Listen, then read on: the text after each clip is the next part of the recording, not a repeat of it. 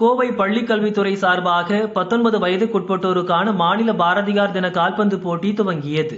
Knock out சுற்று போட்டியில் கோவை அணி 1-0 என்ற கோல் கணக்கில் தஞ்சாவூர் அணியையும், கன்னியாகுமரி அணி 5-0 என்ற கோல் கணக்கில் காஞ்சிபுரம் அணியையும், செங்கல்பட்டு அணி 3-1 என்ற கோல் கணக்கில் தென்காசி அணியையும், நீலகிரி அணி 7-6 என்ற டை பிரேக்கர் கோல் கணக்கில் தேனி அணியையும் வீழ்த்தின. திருவள்ளூர் அணி 2-0 என்ற கோல் கணக்கில் திருப்பத்தூர் அணியையும், திருச்சி அணி 2-0 என்ற கோல் கணக்கில் சிவகங்கை அணியையும் வீழ்த்தின. நீலகிரி விளையாட்டு மேம்பாட்டு ஆணைய அணி 2-1 என்ற கோல் கணக்கில் தர்மபுரி அணியையும், சென்னை அணி 5-1 என்ற புள்ளி கணக்கில் திருவண்ணாமலை அணியையும் வீழ்த்தி காலிறுதிக்கு தகுதி பெற்றன. Hey,